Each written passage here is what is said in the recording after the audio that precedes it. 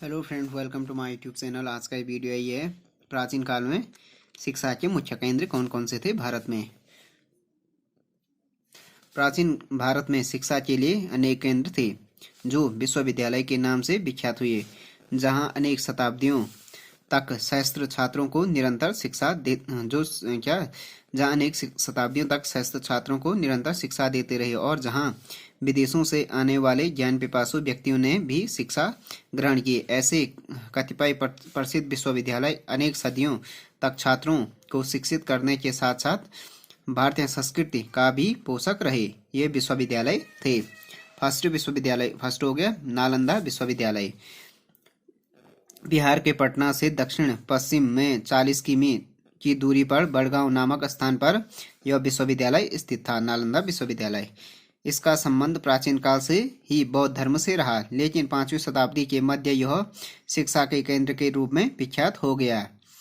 इसके उत्कर्ष में गुप्त वंश का महत्वपूर्ण योगदान रहा। कुमार गुप्त ने नालंदा विश्वविद्यालय के लिए बहुत बड़ा दान दिया।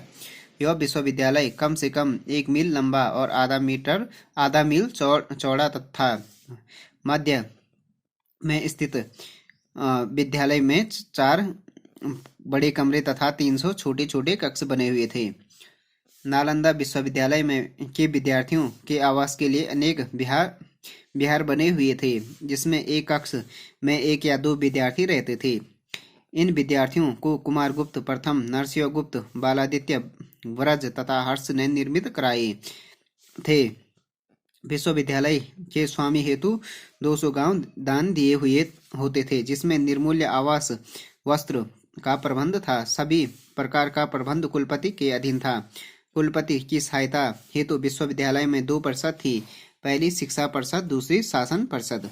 शिक्षा परिषद में शिक्षा से संबंधित विषयों पर और जो शासन परिषद है, शासन परिषद में शासन से संबंधित चर्चा की जाती थी। शासन परिषद में नीति, नियम, भवन, कक्षा आदि से संबंधित समस्याओं का निदान किया जाता था। जब विदेशी यात्री इत्सिंग भारत आया तो उसने नालंदा विश्वविद्यालय के छात्रों की संख्या 3000 बताई। यद्यपि प्रत्येक विदेशी यात्री ने नालंदा विश्वविद्यालय के विद्यार्थियों की संख्या अलग अलग बताई। इस विश्वविद्यालय में एक अत्यंत श्रेष्ठ पुस्तकालय भी था, जो रत्नासागर, रत्नरंजक, रत्नोदधि नामक 3 भवनों में स्थित था। रत्नोदधि नामक भवन 9 मंजिल ऊंचा था तथा उसमें प्रज्ञा पारमिता श्रेणी के उत्कृष्ट कोटिक धर्म ग्रंथ एवं तांत्रिक रचनाएं संग्रहित थी। इसमें हीनयान तथा महायान दोनों से संबंधित पुस्तकें थी। इस विश्वविद्यालय में मुख्यतः वेद, वेदांग, सांख्य दर्शन, ज्योतिष शब्द विद्या, इतिहास, धनुर्विद्या, चिकित्सा विद्या आदि विषयों को पढ़ाया जाता था। उस काल में नालंदा की ख्याति दूर दूर तक फैली हुई थी, जहाँ के विद्यार्थियों और शिक्षकों का स्तर काफी ऊंचा था। कुछ आचार्य थे इस विश्वविद्यालय में नालंदा में, जैसे धर्मपाल, चंद्रपाल, प्रभामित्र, गुणमती, जिनभद्र को आध्यात्मिक ख्याति प्राप्त थी, जिनको क्या थी, आध्यात्मिक ख्याति प्राप्त थी। नालंदा में प्रवेश पाने के लिए विद्यार्थियों को काफी कड़ी परीक्षा देनी पड़ती थी। बहुत अधिक विद्यार्थियों में से कुछ को ही प्रवेश मिलता था। नालंदा विश्वविद्यालय की ख्याति न केवल भारत में अपितु अंतर्राष्ट्रीय स्तर पर थी। यही कारण है कि कोरिया, श्रीलंका, सुमात्रा आदि स्थानों से कई विद्यार्थी शिक्षा के लिए आते थे। इनकी इतनी ख्याति को देखकर जावा एवं सुमात्रा के सम्राटों ने नालंदा में एक विहार की स्थापना की। 10वीं शताब्दी तक यह प्राचीन भारत का एकमात्र शिक्षा का केंद्र था, लेकिन 11वीं शताब्दी में धर्मपाल नामक पालवंशीय शासक ने अन्य विश्वविद्यालय विक्रमशिला की स्थापना कराई। परिणाम स्वरूप नालंदा विश्वविद्यालय को संरक्षण एवं प्रोत्साहन कम मिलने लगा। धीरे धीरे नालंदा विश्वविद्यालय अपने प्राचीन रूप को खोता गया और तांत्रिक स्वरूप के प्रभाव में आने लगा। आगे चलकर 12वीं शताब्दी में मुस्लिम आक्रमणों के साथ ही इस विश्वविद्यालय को नष्ट कर दिया गया। नालंदा विश्वविद्यालय के बाद अब दूसरा जो विश्वविद्यालय था वो था प्रमुख विक्रमशिला विश्वविद्यालय। यह बिहार प्रांत के भागलपुर जिले में स्थित था। इसकी स्थापना पाल वंशीय शासक धर्मपाल ने कराई। नालंदा के समान शीघ्र ही इस विश्वविद्यालय की ख्याति अंतर्राष्ट्रीय जगत में फैल गई। यह बहुत बड़े भूभाग में बना था, जिसमें 6 बड़े विद्यालय थे। बाहर के चारों तरफ की दीवार में 4 बड़े द्वार थे और मध्य में 6 विद्यालय, जिसमें लगभग 200 शिक्षक पढ़ाते थे। इसके अलावा यहाँ एक बड़ा सभागार था, जिसमें लगभग 8000 छात्र बैठ सकते थे। मध्य में एक विशाल पुस्तकालय था, जिसमें बोधिसत्व की प्रतिमा बनी थी। विश्वविद्यालय की भीतरी दीवार पर उन छात्रों के चित्र अंकित रहते थे जो छात्र वहां पढ़ चुके थे और विशेष ख्याति प्राप्त कर चुके थे, जिन्हें किसी विषय पर विशेष ज्ञान प्राप्त हो चुका था। प्रारंभ में इस विश्वविद्यालय का संबंध तिब्बत से अधिक था और तिब्बत से ही अतिथि शिक्षक यहाँ आते थे। यहाँ से कई विद्वान तिब्बत गए। वहां जाकर उन्होंने कई ग्रंथों का तिब्बती भाषा में अनुवाद किया। यहाँ पर अध्ययन करने वाले छात्रों की संख्या बहुत अधिक थी। कुलपति की सहायता से 6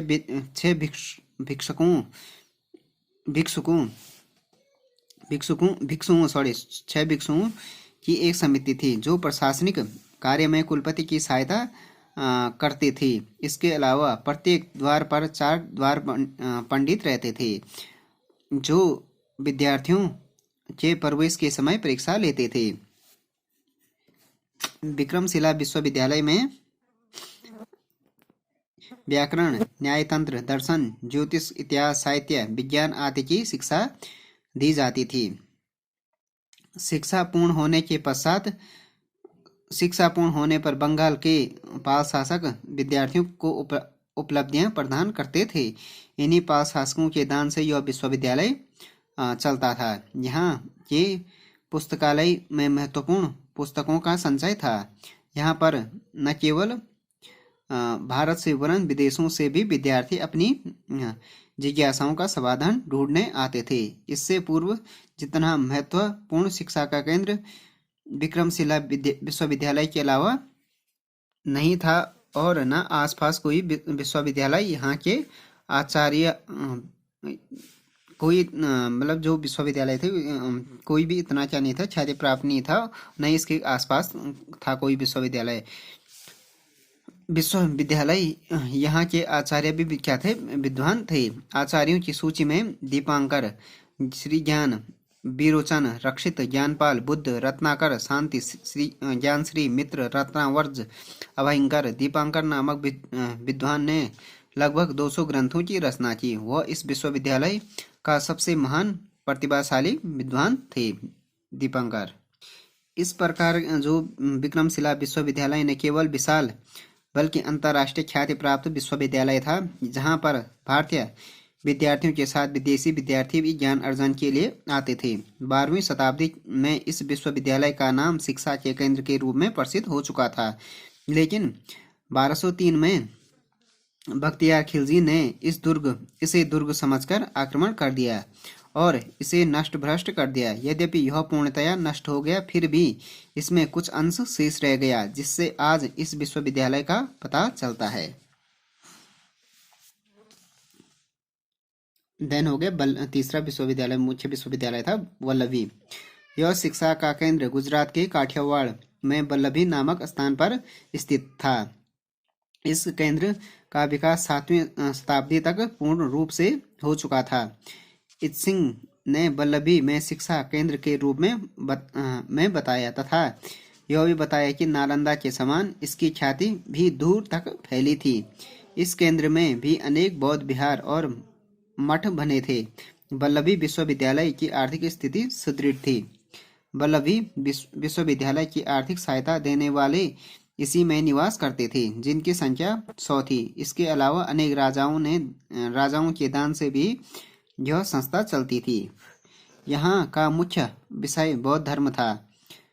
दूर दूर से विद्यार्थी यहाँ पर शिक्षा ग्रहण करने के लिए आते थे। यहाँ पर भी बड़े बड़े विद्वान थे जो विद्यार्थियों को शिक्षा दान करते थे। इसमें स्थिरमती, गुणमती प्रसिद्ध विद्वान थे। इस विश्वविद्यालय में तर्क, व्याकरण, साहित्य, भौतिक आदि की शिक्षा प्रदान की जाती थी। अब हो गया तक्षशिला विश्वविद्यालय, दो इम्पोर्टेंट है। तक्षशिला नगर प्राचीन काल में विद्या का प्रसिद्ध केंद्र था। इस विश्वविद्यालय की स्थापना भारत ने की और प्रशासनिक कार्य तक्ष नामक व्यक्ति को सौंपा गया। इसी तक्ष व्यक्ति के नाम पर इसका नाम तक्षशिला पड़ा और उत्तर पश्चिम में रावलपिंडी के पश्चिम में स्थित गांधार की राजधानी था। रामायण में इसका उल्लेख मिलता है और उत्तर वैदिक काल तक आते आते इसका विकास हो चुका था, जहां पर आचार्यों के अनेक स्वतंत्र विद्यापीठ थे जो विशिष्ट विषयों में शिक्षा देने के लिए प्रसिद्ध थे। आचार्यों के सहायक के रूप में दो पिट्टी आचार्य उप आचार्य भी होते थे जो समय समय पर आचार्य के स्थान पर शिक्षा देते थे।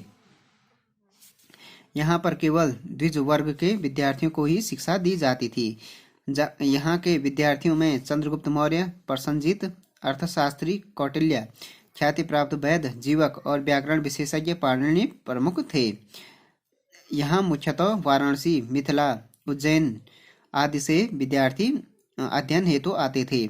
तक्षशिला में विद्या प्राप्त करने वाले 3 प्रकार के विद्यार्थी होते थे।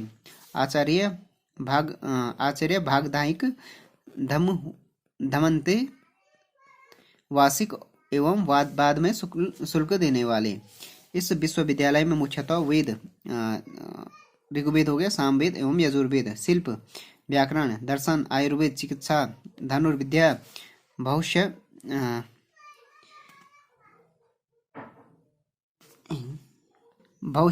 विद्या, व्यापार, कृषि, संगीत, नृत्य, चित्रकला आदि की शिक्षा दी जाती थी। देन हो गया काशी विश्वविद्यालय। प्राचीन काल में काशी प्रमुख जनपद था। उपनिषद काल में काशी शिक्षा का प्रमुख केंद्र के रूप में प्रसिद्ध था। इसी काशी जनपद के राजा अजातशत्रु की अपनी ख्याति, प्रतिभा एवं विद्वता के कारण ही प्राप्त हुई। यहाँ पर वैदिक दर्शन प्रमुख विषय था। इस विषय में यह सबसे अग्रणी केंद्र कहा जा सकता था।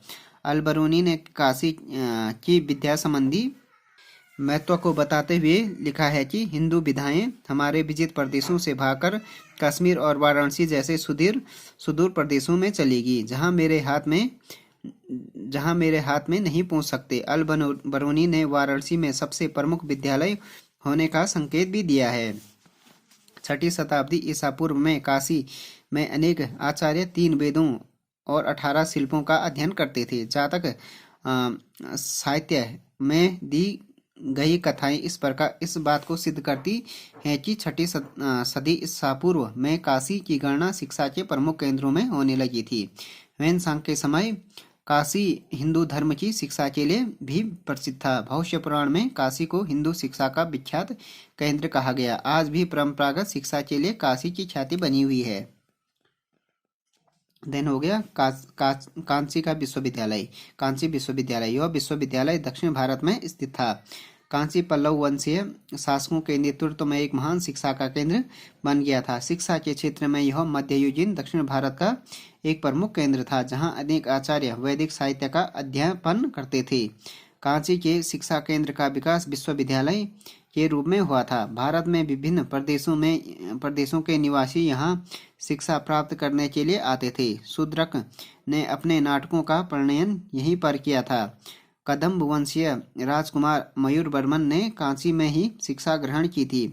यह भी कहा जाता है कि वात्स्यायन और दिगनान जैसे महान ज्ञाता कांची विश्वविद्यालय की शोभा बढ़ाते थे। तो फ्रेंड्स, ये हो गया जो भारत के जो प्राचीन शिक्षा के मुख्य केंद्र हैं उसके बारे में हो गया ये। Thanks for watching this video. If you like this video please subscribe my channel and like, share and comment on this video.